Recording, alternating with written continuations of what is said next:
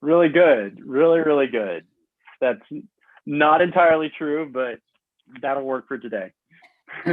Well, you know, these days it's a loaded question, I guess. So Yeah. It's good to see and hear from you. Likewise. Thanks. All right, well, welcome everyone. We are right at the top of the hour, so we can go ahead and get started. Again, welcome. My name is Sierra King, and I am the Admissions and Program Services Manager at the Tdi Incubator. And we are a fellowship, scholarship, and placement company. We've promised you an excellent info session focused on U.S. immigration that will be led by Attorney Adam Moses, an Associate Attorney at Wilds and Weinberg. And Adam will provide an understanding of basic concepts of U.S. immigration, which will allow students to develop a plan to pursue job opportunities in the United States. To start things off, I would like to give you a quick overview of our program and everything that we offer. Then I'll pass off to Adam to walk you through the basics of U.S. immigration, and we'll leave some time for questions at the end. Please place all questions in the Q&A section, and we will answer them at the end of the presentation. As a reminder, our session is an hour long today, so if we don't get to all of your questions, please email us at admissions@thetdatincubator.com, and we will be happy to help you.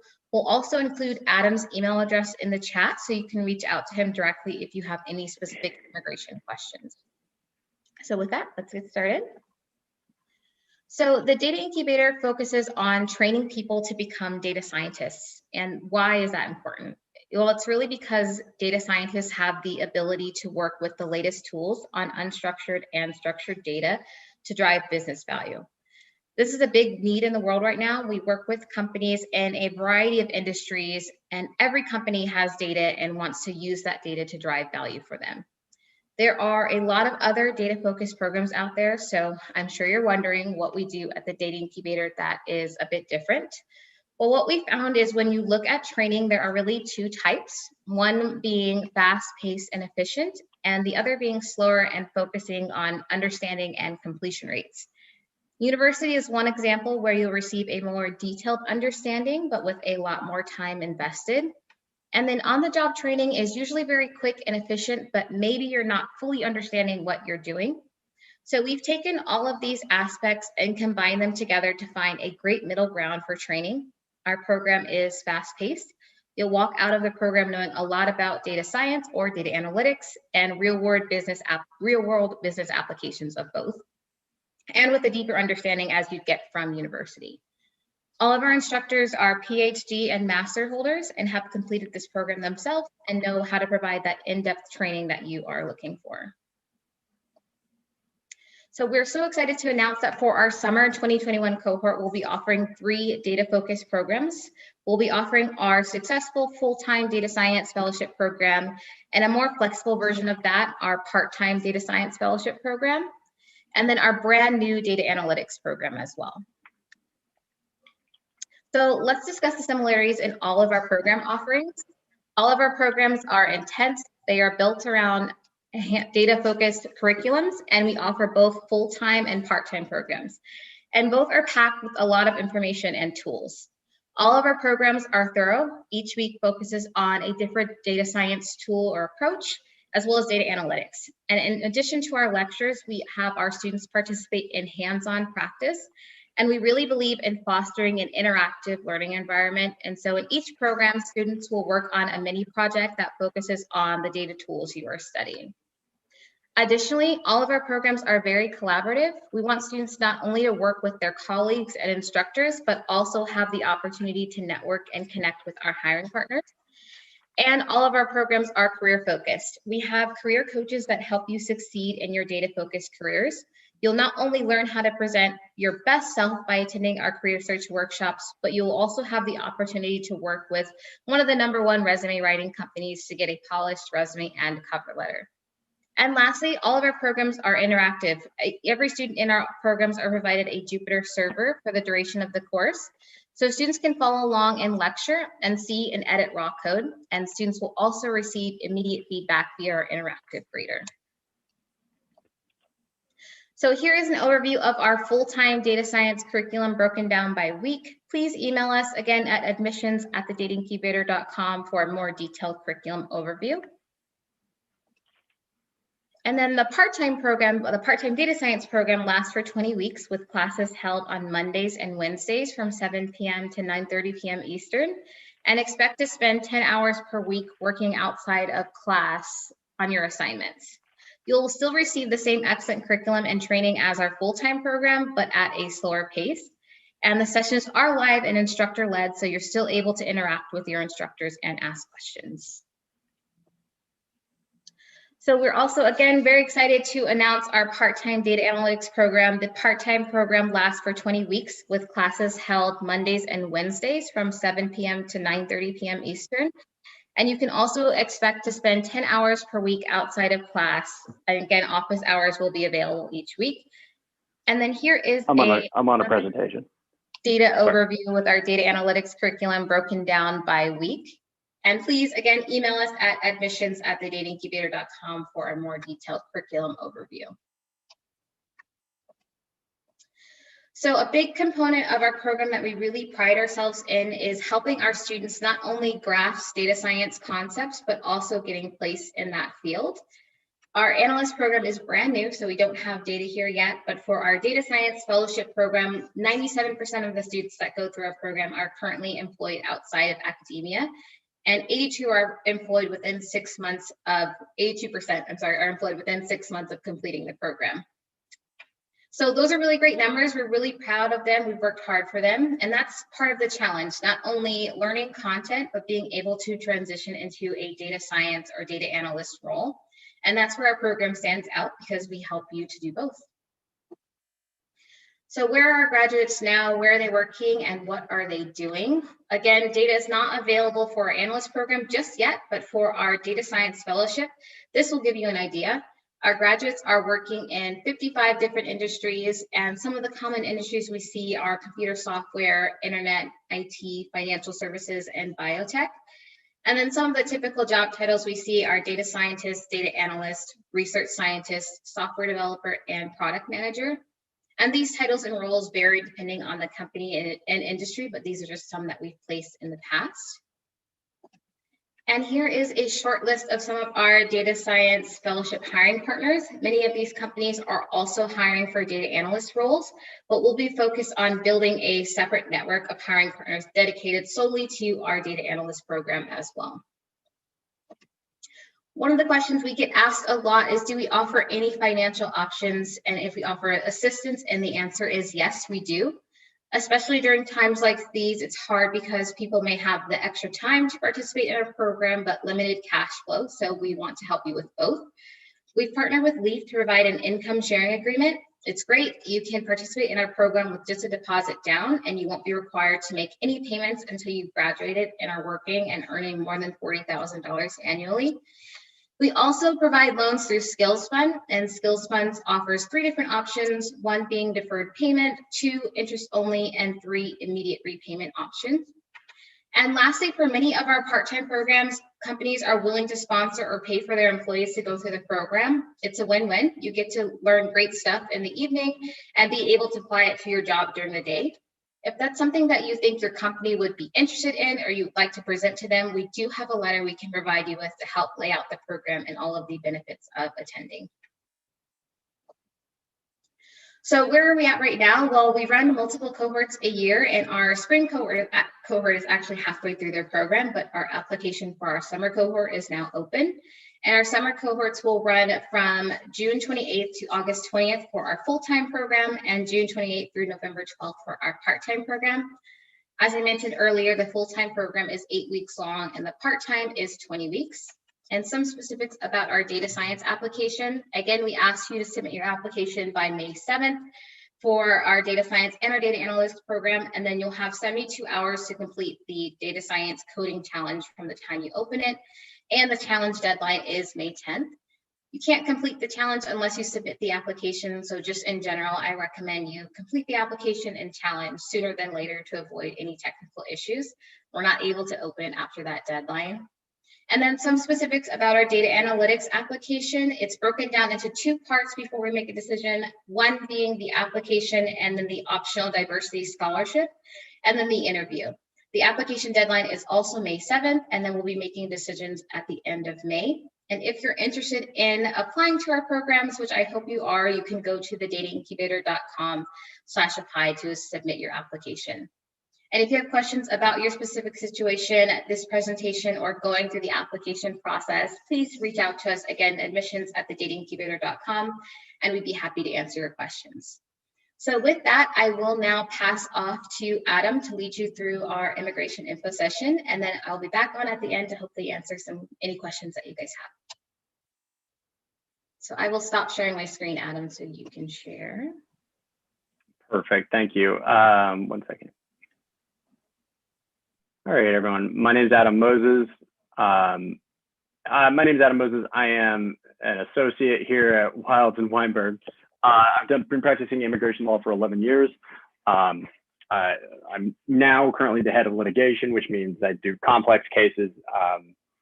So I don't do business immigration day in, day out, but I've done just about everything in business immigration. My job is to fix problems when business immigration cases go awry.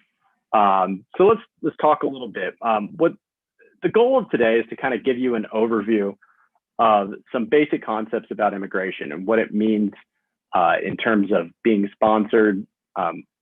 If you are outside the United States considering this program, what kind of things would you be looking for? If you're in the United States and considering this program, it depends on what visa status you currently have and what you're doing.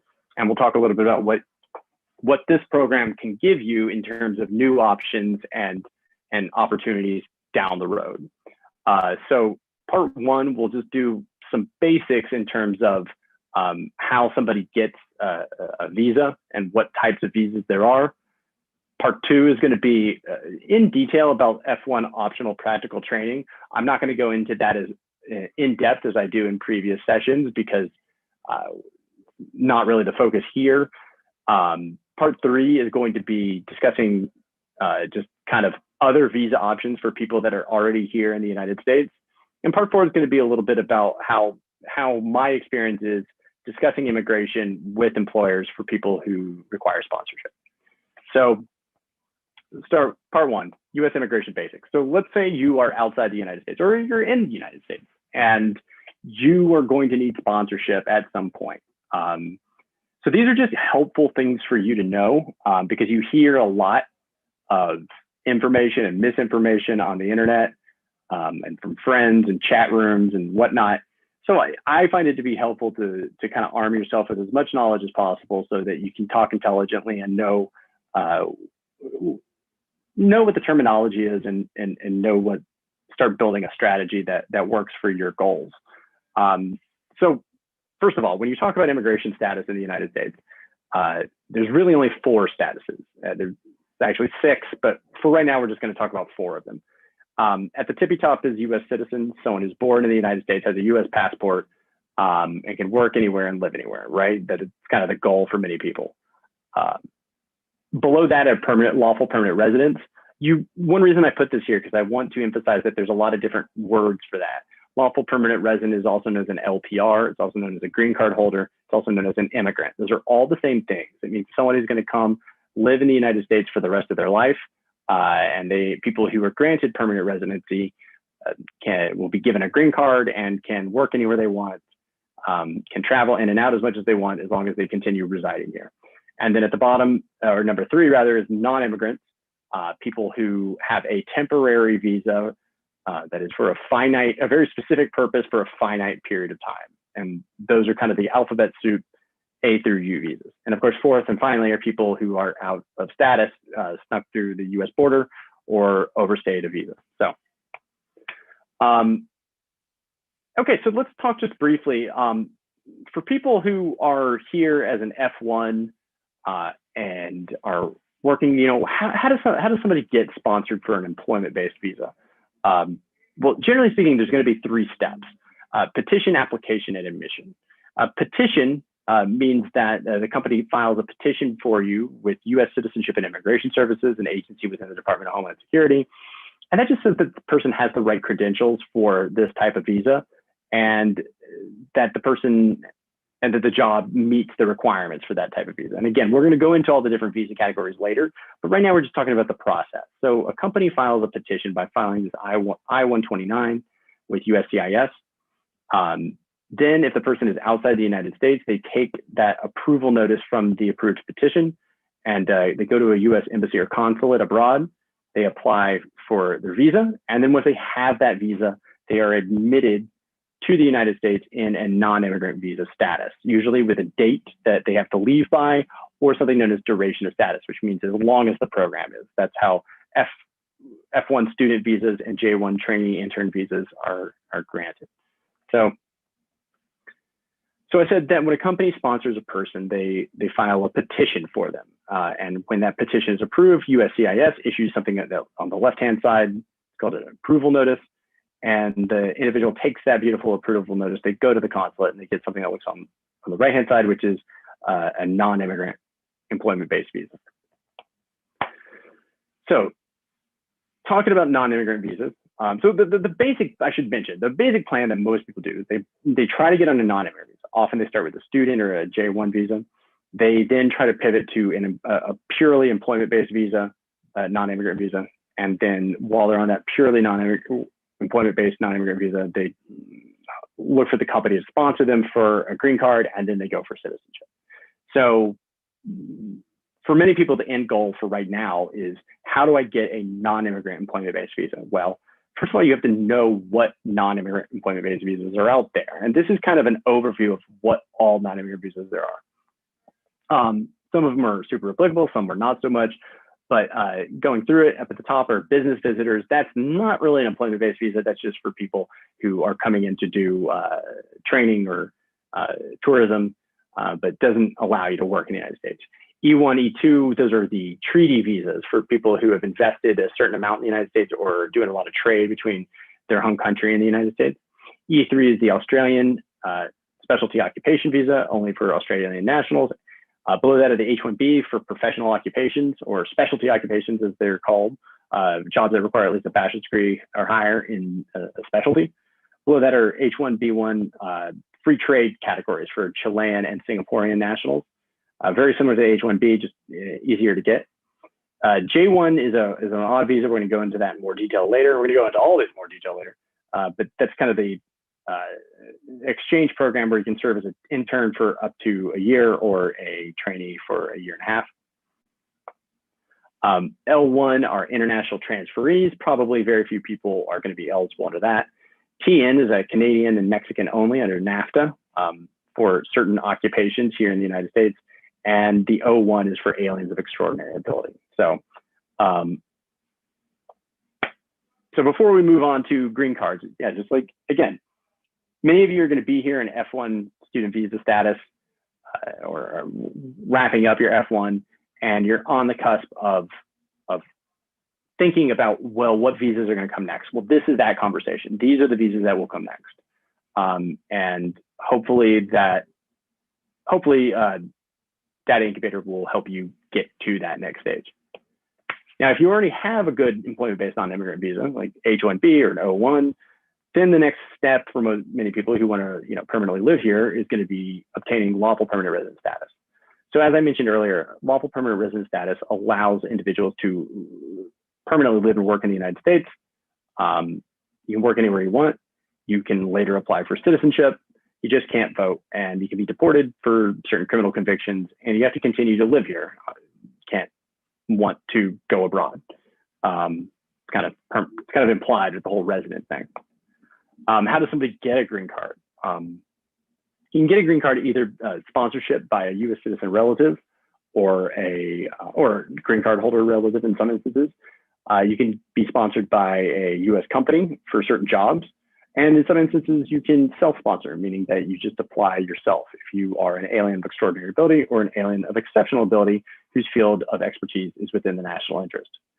There's also a thing called the diversity visa lottery, and the U.S. government gives out 50,000 green cards every year to nationals of countries of low immigration. And listed there is a somewhat outdated list of countries that are not eligible for the diversity visa lottery, meaning that if you're from one of those countries, you cannot apply to be one of those 50,000. Finally, just by way of completion. There's also asylees. They're eligible to apply for green card status, people who are afraid to go back to their home country. So I mentioned that in non-immigrant visa world, there's kind of the alphabet soup of visas, A visas, B visas, on down the line to U visas. In the green card world, we don't talk about alphabet soup necessarily. We talk about employment-based first preference. So Congress gives out a certain number of green cards every year, and the number of green cards they give out are kind of categorized by these preference categories. At the tip top, you'll have EB1, which they give the most green cards out, and that's to aliens of extraordinary ability, outstanding researchers, and multinational managers. Below that are EB2 and EB3. EB2 is generally speaking a master's degree. So big caveat here, EB1 petitions can be self-sponsored. So if you're an alien of extraordinary ability, at least you can apply for a green card on your own. EB2 and EB3 are more complicated. For the most part, most EB2 and EB3 requires you to have at least a bachelor's degree for EB3. And for EB2, the job must require at least a master's degree or 5 years of progressively responsible experience. But the big downside for EB2 and EB3 is vast majority of the time, those are going to require not only a company to sponsor you, but it's also going to require you to, it's going to require that company to certify to the Department of Labor that no one is willing and able to do your job, something called the PERM application or labor certification. So those are the ways most people get green cards, EB2 or EB3. If you're Chinese or Indian, then you probably know better than I do that just how long it can take. Indians, it can take upwards of 13 years right now to get an EB2 or EB3 green card. EB4, just to round out here, EB4 is kind of a catch-all for green cards, religious workers, Iraqi translators, and EB5 are investors. And it's kind of a unique thing all to its own. Hey there, Adam. I have a quick question for you. Did you mean to share your screen? Because some of our attendees said that they can't see anything. So I just wanted to double check. I'm really glad you pointed this out. Yes, I did. Hold on one sec.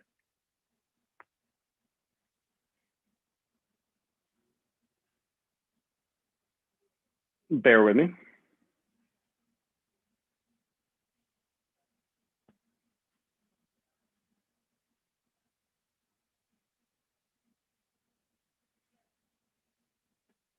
I think you should be able to see it now. Maybe.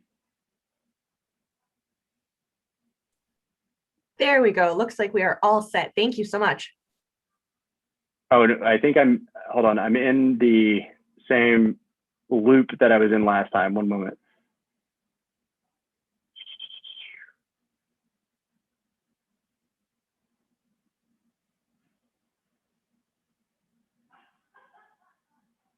Sure.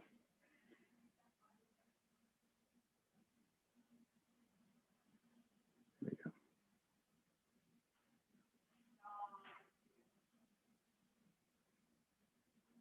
All right. Apologies for that.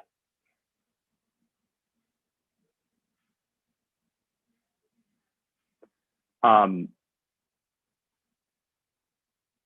right, so now that you can see the screen, let's move on to, so I'm going to just briefly move on to part 2 now, which is a little bit about F1 student visas. And I'm not going to focus too much on this, just if you're on F1 student visa right now, you probably already know that you're allowed to work for at least 1 year afterwards, after you graduate from your degree or get your degree.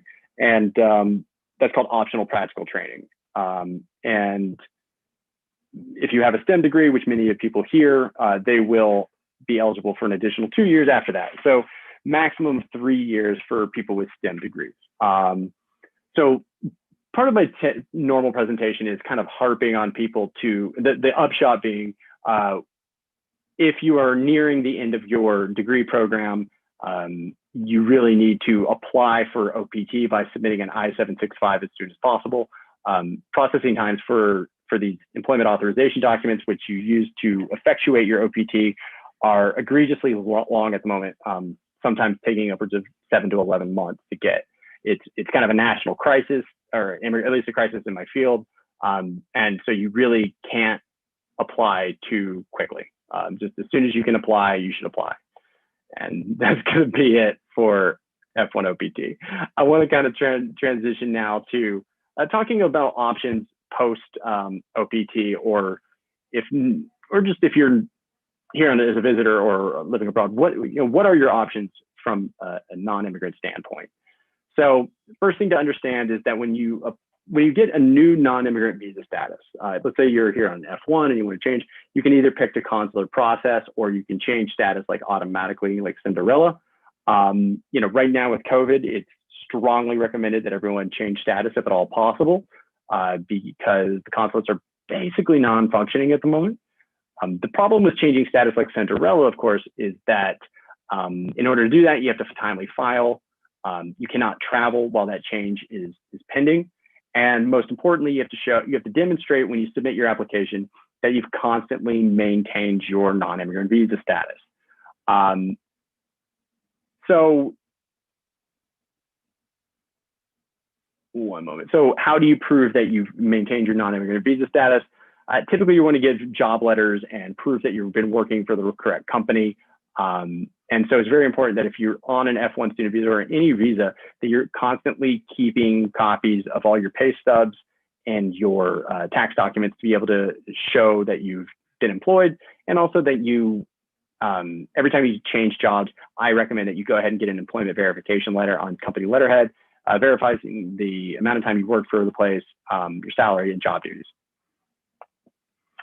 So what are the major visa options that are available to people? So I usually talk about this and I split it between visa categories that are open to everybody, or non-immigrant visa categories that are open to everybody, and then country specific. So on the standard side there, on the left-hand side, you'll see H1b, O1, and J1. And on the country specific, you'll see E2, E3, T, and H1b1. So let's kind of get into it. So the H1b is the most common H1b is the most common non-immigrant visa that people are sponsored for, and that's because the standard is relatively low. You only need to show that you have a bachelor's degree or higher. You don't need extraordinary ability or anything like that. The problem with the H1b is that it's subject to a cap. Basically, every year in April, the government runs a lottery for all the people who apply, and they select 85,000 petitions. And so basically they give out 85,000 new H1b visas every year. Generally speaking, you have about 1/3 to a half of a chance, or 30 to 50% chance of getting selected. So it's not super high. But if you do get selected, it's a very good visa because it's available for up to 6 years. It can be extended longer than 6 years. So if you're Indian or Chinese and the company sponsors you for a green card, you're eligible to continue to extend that until you actually get the green card in your hand, which is a major benefit. And after much legal wrangling, spouses are able to work if the beneficiary has been sponsored for a green card. So this is somewhat an outdated list.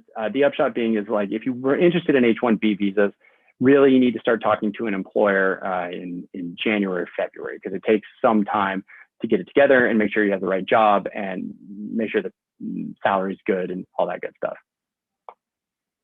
Another good benefit of the H1b visa is that if you're here on an F1 and you have OPT that expires over the summer and a company sponsors you for an H1, you get an automatic extension of your F1 OPT employment authorization until October 1st, when the H1b goes into effect. So you file, you enter the lottery on April 1st. The cases are selected. Then the company, if you are selected, company files a petition for you. Once that is approved, then you convert, if you're changing status, you convert to H1b visa status on October 1st. And if your EAD expires in the meantime, you get an automatic extension when they file it on your behalf. There are also options for something called cap exempt H1b. So, I mentioned that subject to the lottery, no one likes the lottery, no one wants a 30% chance to get selected. So the government, it allows for certain employers to be cap exempt. And generally speaking, that's going to be any sort of entity that is either a nonprofit research organization, a governmental research organization, or my favorite type of this entire presentation, institutions of higher learning and affiliated nonprofit entities like hospitals that are affiliated with universities. I mean, if I was trying to work in the United States, I would be applying exclusively through universities, even for their IT back office jobs because they are cap exempt and they can hire as many H1Bs as they want. And this is a little overview of about how much it costs for an H1B. It's usually right in the neighborhood of about $5,000. The other good non-immigrant visa option that a lot of people like is the O1 visa. The O1 visa is for aliens of extraordinary ability. The reason people like the O1 is because it's renewable indefinitely and there's no cap. So if you qualify, you can have it for the rest of your life, theoretically. You know, you don't have to worry about some pesky lottery. You know, if you qualify, you qualify. So the O1 is obviously a very good visa, but the problem with the O1 is that it's kind of hard to qualify. To qualify, you have to show that you've won a major internationally recognized award, like an Oscar or a Nobel Prize, or that you've garnered at least 3 of the following criteria. We're going to go in those criteria a little bit more detail now. So again, you need 3 of the following. First criteria, we're going to talk about international awards. You know, it needs to be a professional award. It can't be an academic award like a scholarship. And the results should be published in trade publications or something like that. Second is leading a critical role in a distinguished organization. You were top of a job in a hierarchy in a company or a research group. Distinguished reputation, you know, historically means that it's got a basically just Googleable, but recently we've seen kind of a crackdown in terms of what constitutes a distinguished reputation for an organization. Third criteria is published scholarly works in a trade journal or other major media. This is a good one for anyone who's getting a PhD because by default, you're going to be published. So that's very helpful to you. Fourth category is also helpful with people getting the PhD, judge of the work of others.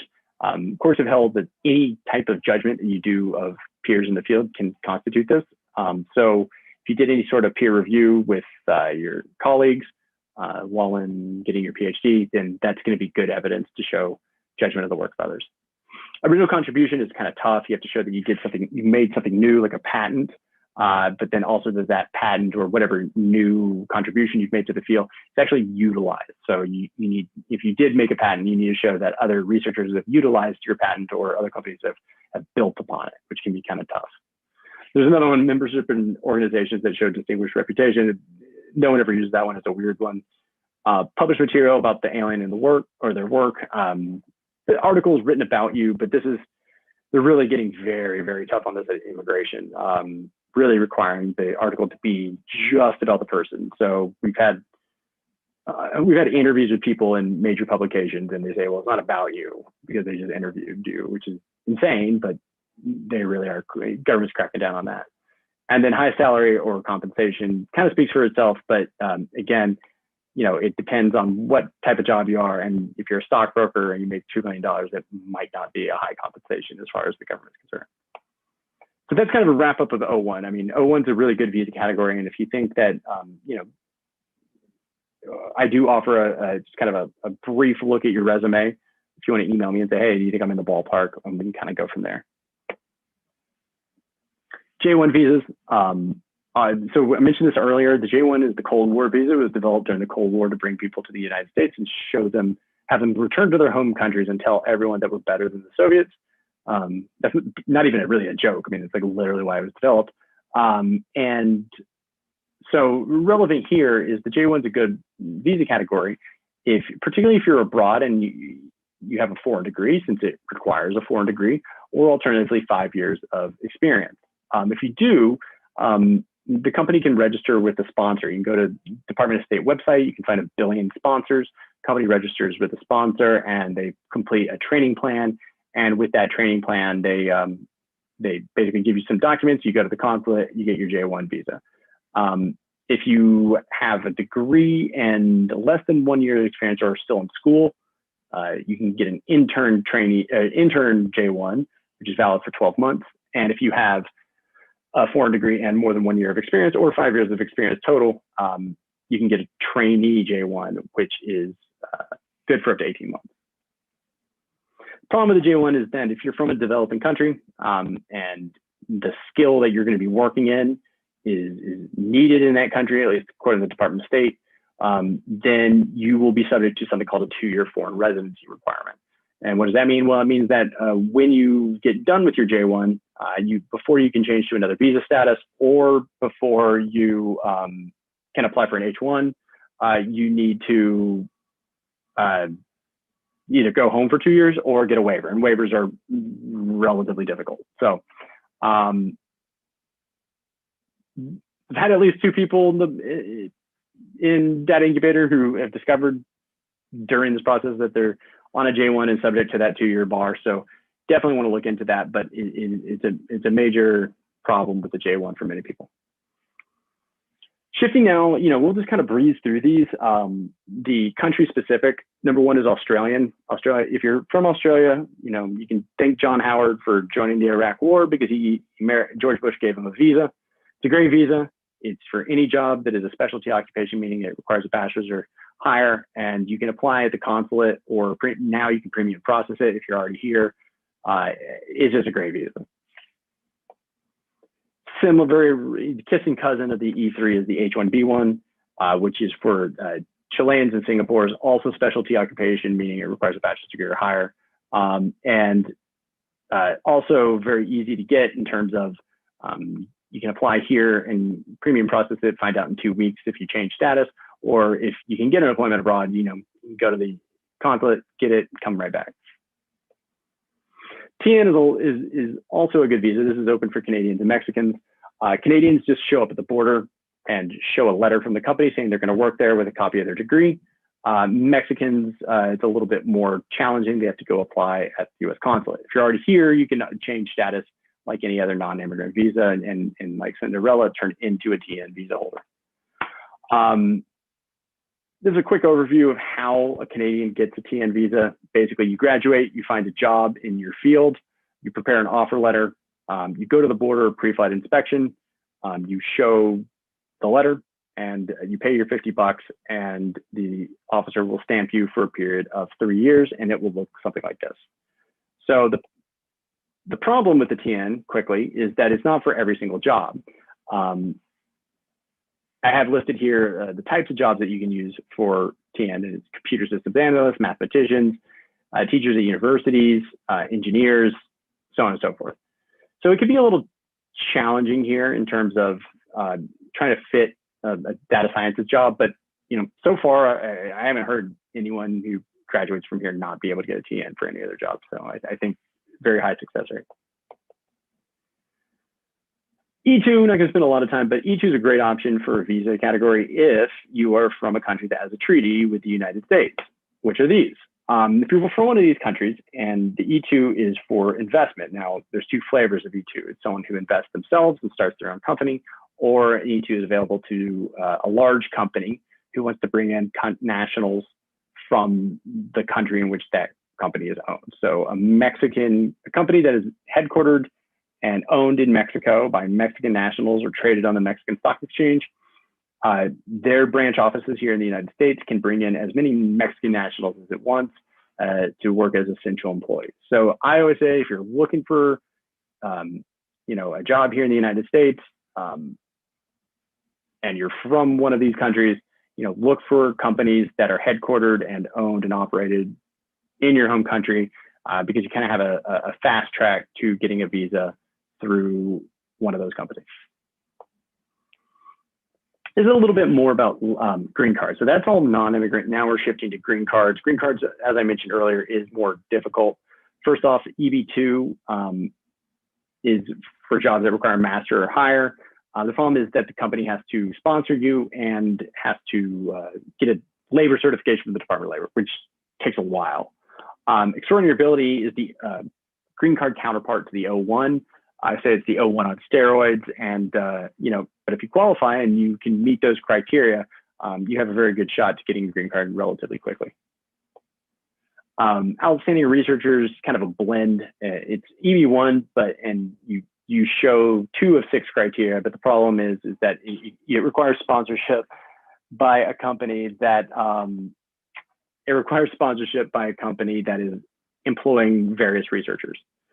Finally, the big one is national interest waiver, EB2. So there's an exception for EB2 employees. They can sponsor themselves without an employer if they can show that they are exceptional in the field and that their work is in the national interest. So, you know, we always say medicine, nuclear energy, weapons research, cyber technologies, things like that. But, you know, I always say, if you feel in your gut that it's in the national interest, you could probably make that argument. So yeah, I mean, this is kind of the overview of what non-immigrant visa options are available. As I said, I've been doing this for a number of years, and I know that many TDI graduates have gone on to have long non-immigrant careers. But you know, I always tell people to kind of go through and see which non-immigrant visa options work for you. If you're outside the United States and you haven't even applied to school, you know, the F1 is probably going to be the way you start.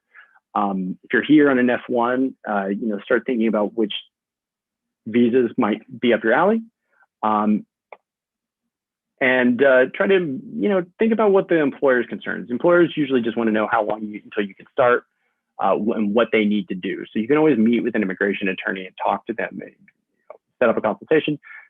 You know, understand what goes into it, what an employer's part would be, and oftentimes if you go into an interview armed with the knowledge of what they need to do, they don't really mind doing it as long as they know what it is. So I think, sorry, that's it for me. I don't think I have a whole lot else. I wasn't sure if we're going to be doing a Q&A or anything like that.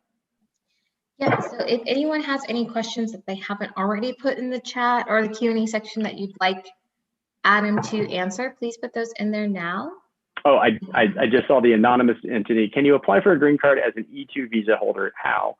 So if you're in an E2 non-immigrant visa status, can you apply for a green card? Well, again, first, the short answer is yes. You'd have to figure out which green card category you'd apply under. Are you going to be EB1 extraordinary ability? Are you going to be EB, which is great because you can self-sponsor? Are you going to be EB2 national interest? Again, you can self-sponsor. Or are you going to be EB2, EB3, which means the company has to sponsor you? The short answer is you can absolutely apply for a green card in E2 status. The problem is usually travel. And what I mean by that is once you get a certain way into the E2, into the green card process, there's going to be a period of about 6 months where you're not going to be able to travel. Whereas on an H1b, you can travel immediately the whole time. So that's why most companies do like to change E2s to H1bs before they start the green card process, but it is not required. So, all right, next question. Do you need to be on OPT to enroll in the Tdi Incubator program? Or can you enroll simply on an F1 visa? I assume you only need OPT to be able to work after you finish. I'm going to let someone else answer that. So you're not required to be on an OPT to participate in the program. So, and then we do have some of our employers that are willing to sponsor students for visa status. Our program, of course, we do not offer that for our students, but it's not a requirement. We have students that participate from all over the world, but if you're looking to work with one of our hiring partners, then you may need to explore some visa options at that point if you're looking to transition to work in the US. I just want to mention briefly that if you, from an immigration standpoint, if you are in F1 visa status and you want to take some kind of like extracurricular coursework unrelated to your F1 visa schooling, that is typically going to be permitted. So, you know, from a violation of your F1 visa status, it should not be considered a violation of your immigration status. All right. Next question. Does the time frame of the green card depend on nationality? I've noticed that friends coming from certain countries tend to have a faster procedure than others, so I wonder. Yeah, so the answer is yeah. Green cards do take much longer if you're from China and India. So like I mentioned earlier, they give out a certain number of green cards every year in these different EB1, EB2, EB3, EB4 categories, but they give the same amount to every single country in the world to make it fair. So if you're from Mozambique, they give out the same number of green cards for Mozambique nationals as they do Chinese nationals. As you can imagine, they get a lot more Chinese and Indian people who apply. So what happens is those individuals get into these backlogs. So for instance, right now, I can't remember the exact number, someone could correct me, an EB3 from India, so a company sponsors an Indian worker for a green card, does the labor certification and files an immigrant visa petition on their behalf, they cannot actually apply for their green card for about 13 years. Chinese nationals, 5-ish years, depending on the category. So yeah, the Chinese and Indians have a much longer wait than other countries. Next one, does the month at TDI count towards unemployment period for OPT? My understanding is that it does.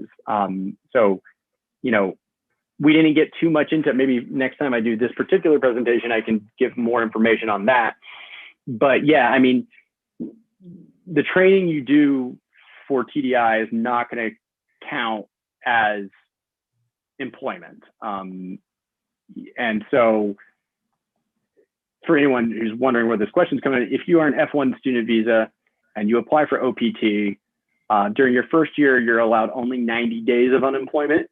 Otherwise, you fail to maintain your F1 visa status. And during your 3 years of STEM OPT, you're allowed 150 days. So if you're just doing TDI, that is not employment. You're not providing productive services for the company. So that would not be employment. And therefore, you would need to find some other type of work to satisfy the employment requirement. How long can you be in H1b status for? So the H1b is valid initially for a period of 3 years and then is renewable once for an additional 3 years. And then you can renew it indefinitely while you get a green card if the company sponsors you by the 5th year of your 6th year. So if you are in H1b status and you're in your 4th year, you need to be knocking on your HR's door being like, when are you sponsoring me? When are you sponsoring me? Because you need to get that sponsorship filed by your 5th year so that you can continue to extend your H1b beyond the 6th year. For the J-1 visa holders, do you suggest that we start TDI as soon as we join the country? Because there's a limited period of 18 months. Oh, yeah. Yeah. So if you got a J-1, if a company sponsored you for a J-1 and you wanted to make use of your time at TDI, it would make a lot more sense to do it at the beginning, because that way you'll maximize the kind of time that you have to look for other jobs to sponsor you. Just always make sure you're not subject to that 2-year foreign residency requirement. All right, how about the TDI program during the 60 days allowed between degree completion and the OPT start date? Sounds like a smart option for international students so they can focus on TD programs solely. Oh, yeah. So, well, I believe what Arvind is saying is, so when you complete your degree, well, it's not just 60 days. You could, and Arvind, spoiler alert, you're allowed to apply up to 60 days after your degree completion date, but you should really be applying the first date possible, which is 90 days prior to your degree completion date. And you should be applying as soon as you can, because those EAD, like nothing's worse than a person who has a hot job offer that they lose because they're waiting on their OPT EAD. But agreed that that kind of window after you complete your degree and before your OPT starts is probably going to be ideal for doing the TDI program.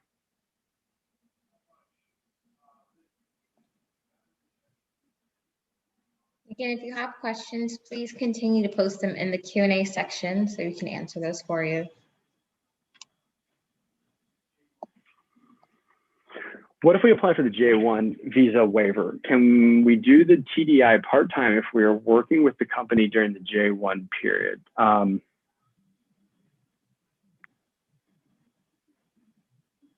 Yeah, so I mean, well, I don't really know. Okay, so like, what if we apply for the J-1? I feel like those are two different questions. Answering the second one, can we do the TDI part-time if we are working with the company during the J-1 period?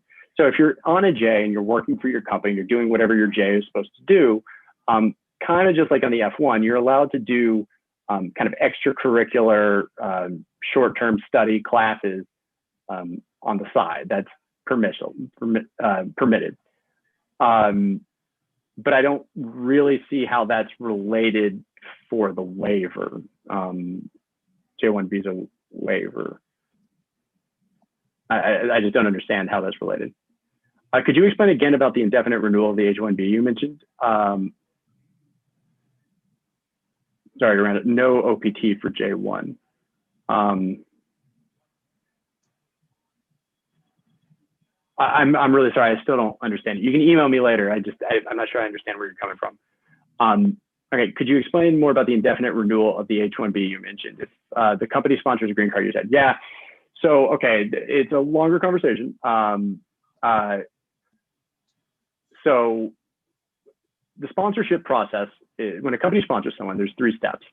The first step is they file an application for a labor certification called a PERM application with the Department of Labor. Second, that process takes about 1.5 years. The second step is they file a petition with USCIS saying, look, you know, Department of Labor certified this. Can you give this person a green card? That's called an I-140. And the third step is the beneficiary's personal application for a green card, the I-485. So those are the 3 steps: PERM application, I-140, I-485.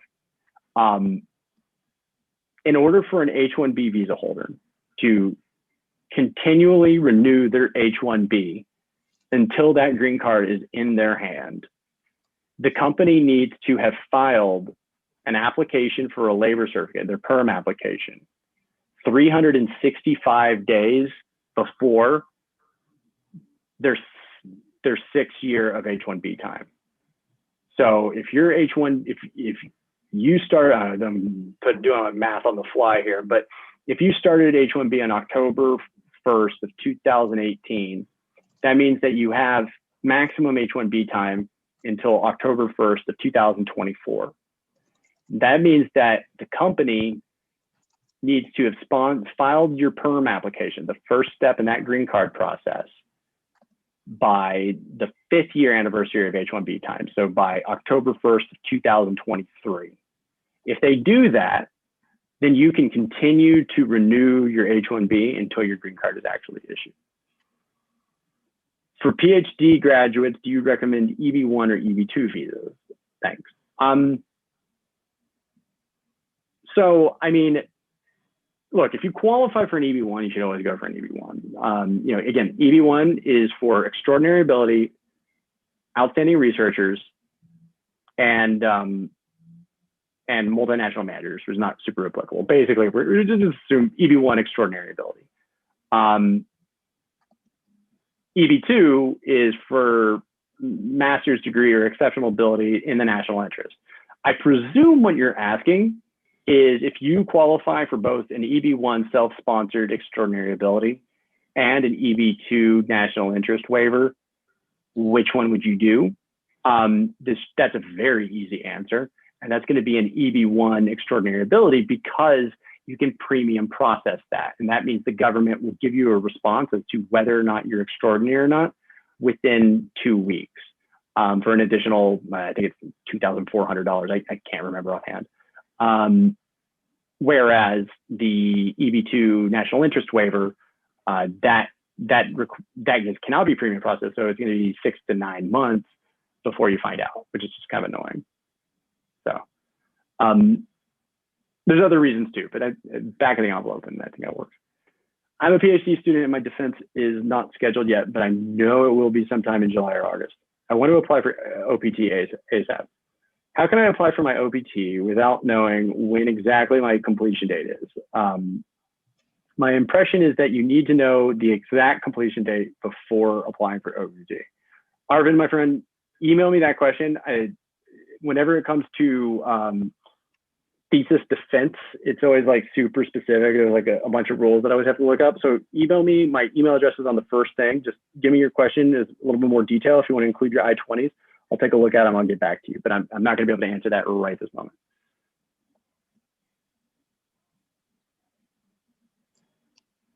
Any other questions? We have just a couple minutes left, so we can maybe take 1 or 2 more questions. So if you have any, please put them in the Q&A section to be answered.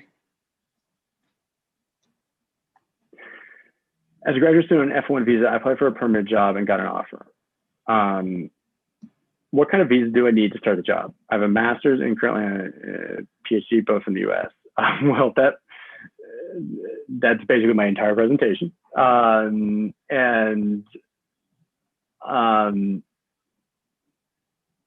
What it would depend on what, I mean, ideally, I mean, you'd want an H1b or an O1 unless you're from one of the country specific, you know, Canada, Mexico, Singapore, Chile, Australia. That's short answer.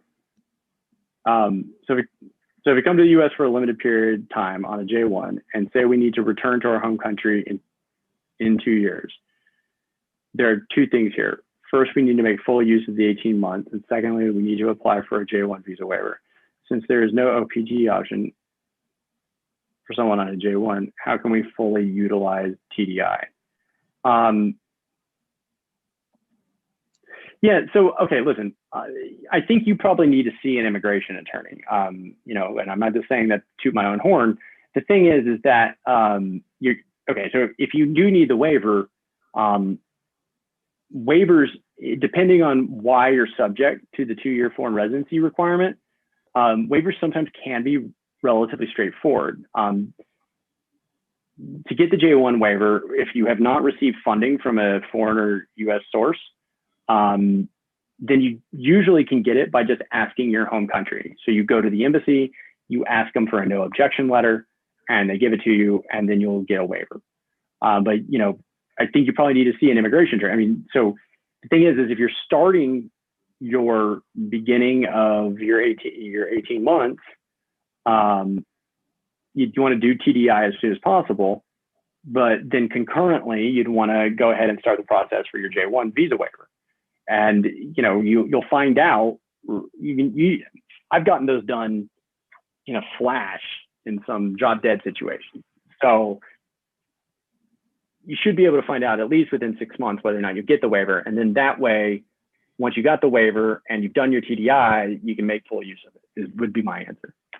I contacted an immigration lawyer and they said I had a great chance to crack Ev2 national interest waiver. I'm concerned for applying because if my university finds out, they may not sign my OPT knowing that I have intentions to switch to an immigrant. So yeah, I hear that question. I